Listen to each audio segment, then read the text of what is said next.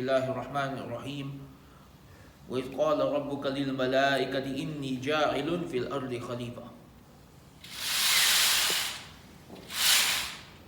Today I want to do a brief summary on an important concept in Islam that is missing in our times and that is one of the most misunderstood topics of our time. And I'm hoping in this brief khutbah I can at least clear up some of the misunderstandings of this topic.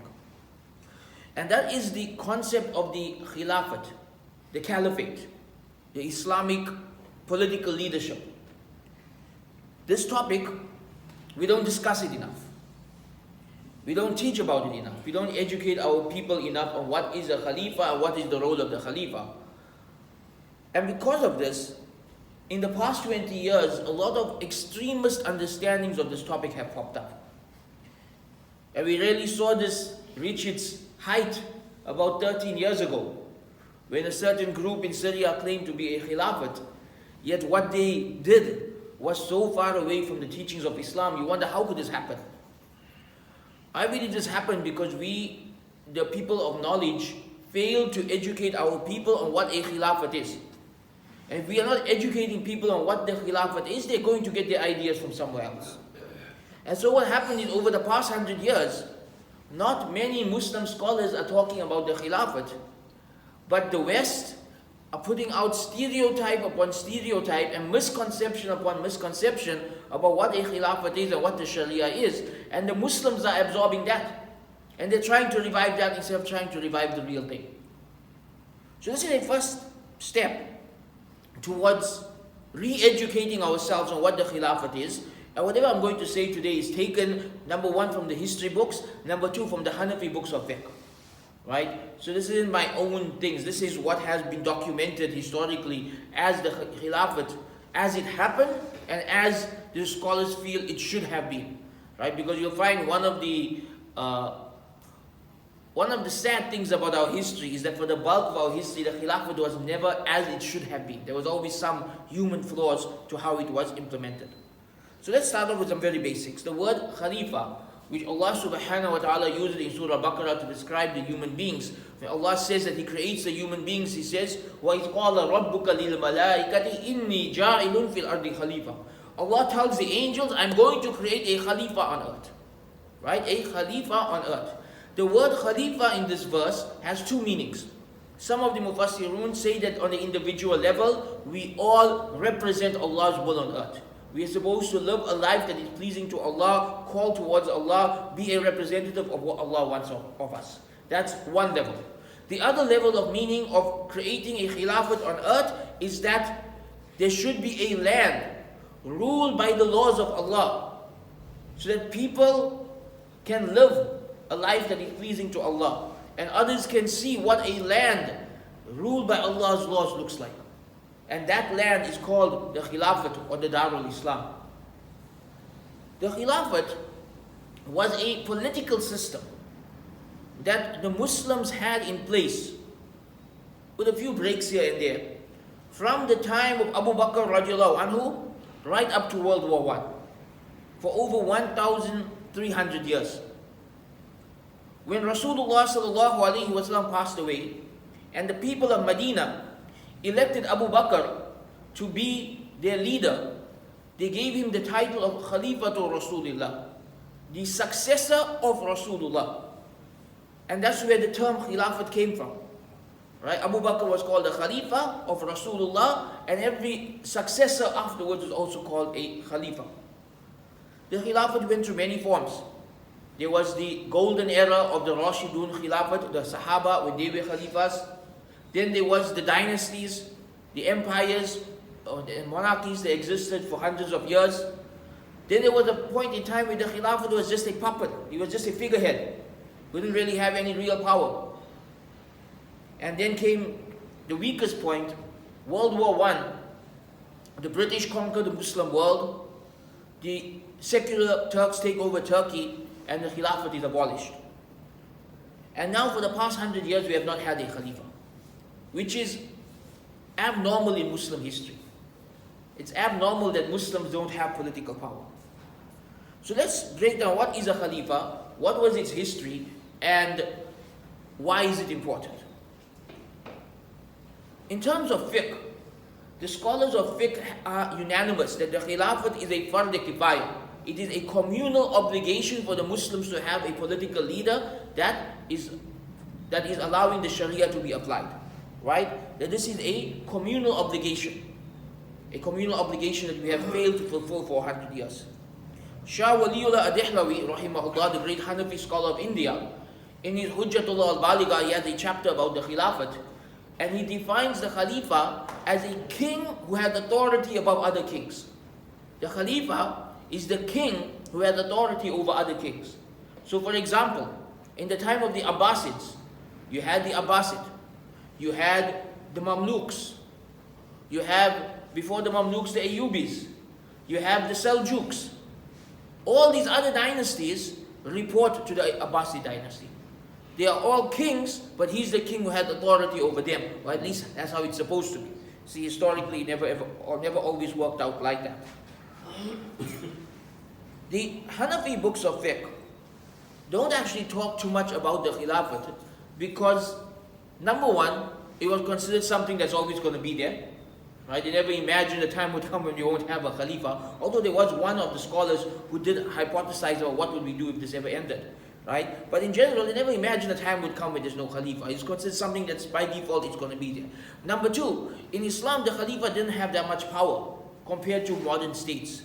So they would speak more about the power of the Qadi or the Mufti than the power of the Khalifa.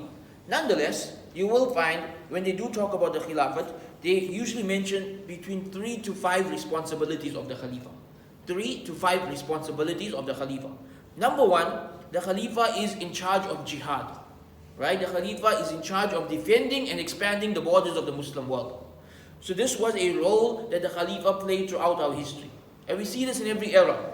When Abu Bakr sent the armies out into Persia and into Asham, when Umar Radiallahu Anhu expanded that into Palestine and into Egypt, we see this later on when King Walid sends the armies to take over Spain and India and Samarkand. We see this in the time of Suleiman the Magnificent when he sends the armies throughout the Balkans and Europe. This is the role of the Khalifa, jihad. Right? The Khalifa is in charge of the army, ensuring that the borders of Darul Islam are secure.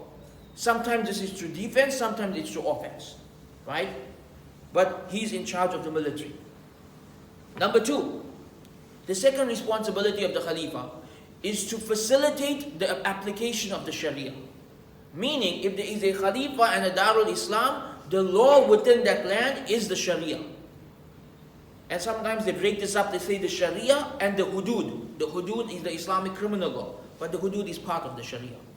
Now it's interesting that the books of fiqh say that the Khalifa facilitates the Sharia. He doesn't make the Sharia. Because they make it very clear, the Sharia is Allah's law. The ulama are the interpreters of the law. The muftis and the qadis are the ones who make the judgments that people have to follow in the community. The Khalifa simply allows all of this to take place.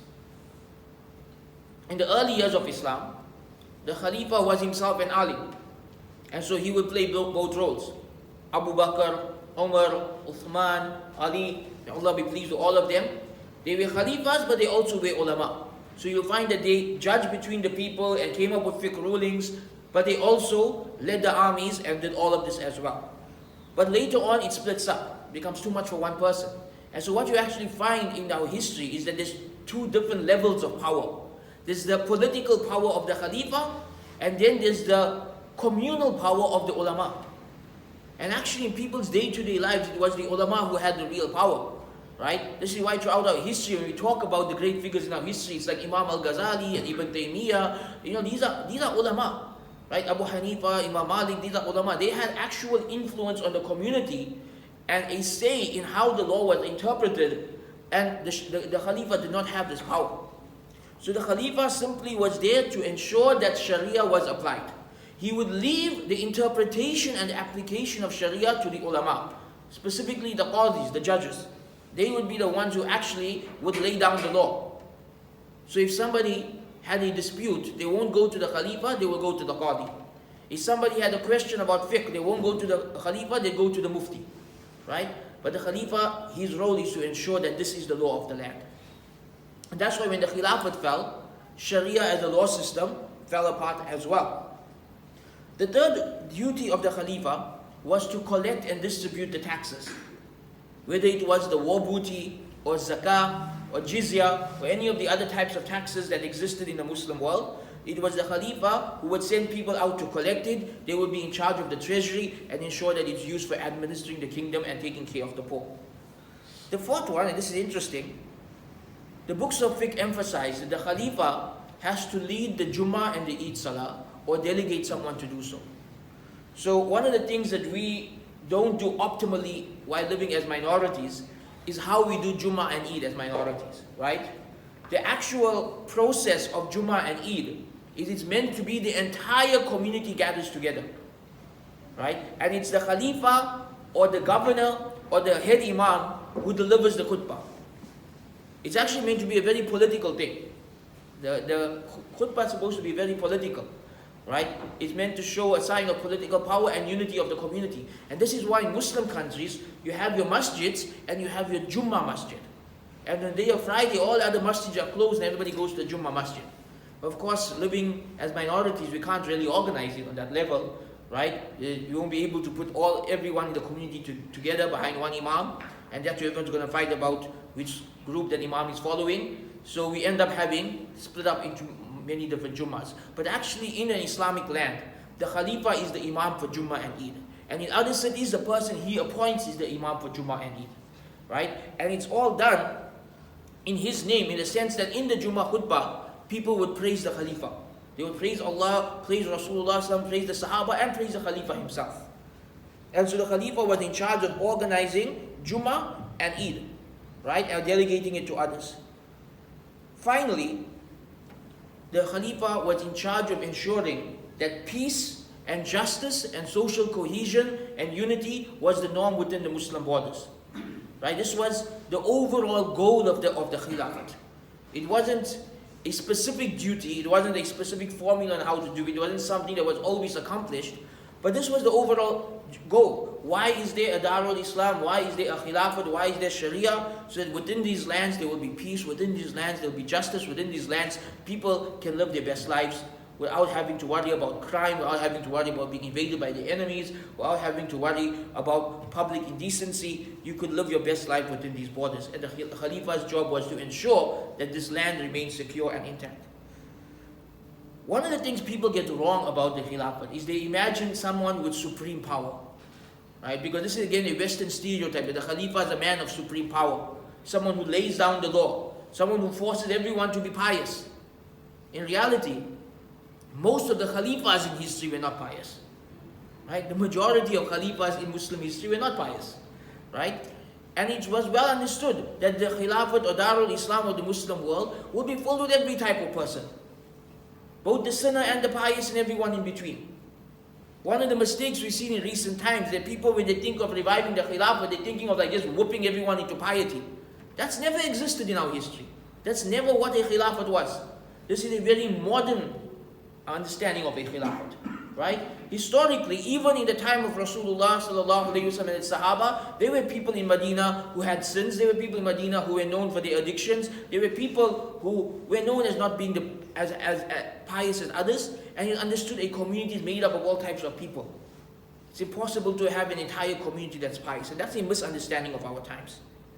So very briefly, I just want to go over the brief history of the Khilafat in 2 minutes, or maybe max 5 minutes, right? The Khilafat was never optimal except in the first generation. Humans are weak, and humans are human. And so the human application of the Khilafat always had weaknesses throughout our history. The only time where the Khilafat was truly optimal was in the time of Abu Bakr and Umar radiallahu anhu, and maybe we could say the Khulafa Rashidin as a whole, right? And that was the golden age, that was the role model. Now, again, at that time, the Ummah was small, right? It wasn't this massive empire. It wasn't millions of people. It was a much smaller group of people. And what was unique about that era was that the Khalifa was a Sahabi, a scholar, a pious person, a humble person, and a man of the people. So like Umar radiallahu anhu could sit in the masjid, and people will come to him and he would advise them and he would listen to their problems and he would help them. Right? It was a very humble position. And they made it very clear that they don't have ultimate power. Abu Bakr said very clearly, if I'm wrong, correct me. Make sure you'll correct me if I'm wrong. Right? That they didn't see it as a position of absolute power. But as the Ummah grew, it became difficult to maintain that level of perfection. Right? And so the Khilafat began to develop flaws over time, necessary human flaws. And so we see that after the time of the Sahaba, it becomes a monarchy, it becomes a sort of kingdom. With the Umayyads and the Abbasids, the Khilafat became a kingdom. So you would have a king, and he would have his governors, and they would be in charge of the jihad, they would be in charge of protecting the borders, they would be in charge of ensuring that Sharia is the law of the land, they would be in charge of collecting the taxes, but they'd stay out of the law system completely. And so the ulama in that time developed into a separate power with their own systems of training ulama and their own positions of authority, and these became two separate systems within the Muslim world, the ulama and the Khalifa. At its weakest, in the later Abbasid era, the Khilafah just became a figurehead. Really, for over 300 years, the Abbasid Khalifa had absolutely no power. He was just a figurehead. People would just claim they're following him, but they had more power than him. Think of it like the King of England today, right? Supposed to be the king over Australia and Canada and many other lands. In reality, he has no real power, right? It's just a position of authority where you don't actually have the real power that you think you do. And that's how the Abbasid Khilafat was in the times when the Crusaders invaded and the Mongols invaded. The Abbasids had no real power. It was the Seljuks and the Mamluks and the Ayyubis and others who had actual real power at that time. In the Ottoman era, it returns to being a monarchy, a very powerful monarchy. And I think one key difference here is the Ottomans actually worked very closely with the ulama. So while the Umayyads were like separate from the ulama, as were the Abbasids, the Ottomans established a position called the Shaykhul Islam. And the Shaykhul Islam was like the main mufti of the community. And the Shaykhul Islam and the Khalifa were often friends. And they would work very closely together in establishing the Sharia and ensuring the Sharia was practiced. So this became the form of the Khilafat in later times. And then came colonialism. The British colonized the Muslim world. One of the key goals being to destroy the system of the Khilafat. And then came World War I, where everything fell apart. And then entered the modern era where there is no Khalifa. We have nation states that have a mixture of secular law, Sharia law, and everything in between. A lot of it is actually British colonial law that they think is Sharia law. And we are in the mess that we are in today. Nonetheless, the Khilafat is a very important system. And we just remember these few key points. Number one, it's not an absolute power. It's not an absolute power. There are checks and balances in the Khilafat. Right? Number two, it's about protecting the Ummah and allowing the Sharia to be practiced. Right? And the third thing is, for the bulk of our history, it was never perfect. And I think that's a problem in our times. We think it either has to be perfect or it doesn't exist. No, we are humans, we will never be perfect. But a Khilafat, even when it's not perfect, still is functional and still has many benefits for the Ummah, as was seen right until it collapsed in World War I. Wa akhiru da'wana and alhamdulillahi rabbil alameen. Alhamdulillahi wahda wa salatu wa salamu ala man la nabiyya ba'da amma ba'd. So, I just want to share very briefly 3 reasons why I believe the Khilafat is important today. It's been 100 years since the Khilafat fell apart. And many people are scared to talk about this topic. Many people feel like it's impractical. Many people feel like it's impossible to happen until the time of the Mahdi. I actually believe the Ummah is in a very strong position to revive the Khilafat. We are at the end of an era, right? There's shifts taking place in global dynamics right now. And new powers are rising and old powers are falling. If Allah wants, one of those new powers could be an Islamic power. And there are many Muslim lands that are starting to build power and wealth that could well be a Khilafat in the future. And it's time that the Ummah starts to think about this, to sit and to ideate and to research and to try and figure out how do we get back on track to having a Khilafat. Now some people say, what's the point? What's the point? I just want to mention 3 things. 3 benefits I believe for the Ummah today if the Khilafat is restored. Number 1, Muslims have a place to make hijrah to. There are many Muslims around the world who feel like they don't have a land of their own. A Khilafat, Idarul Islam would be a place where any Muslim can gain instant citizenship. it's a place where any Muslim can move to and live in peace. This is what the Khilafat ideally is, and this is how it functioned for the bulk of our history. And this would solve a major problem in the Muslim world today, that many people just don't know where to go and where to live, right? And we know the current citizenship issues in the Middle East, it's impossible to get citizenship in many Muslim countries. The Khilafat could solve this. Number two, Sharia. Many Muslims, now that there's an Islamic revival happening on an intellectual level and a spiritual level, many Muslims want to take the next step. They want to live a Sharia compliant life. They want to live under Sharia.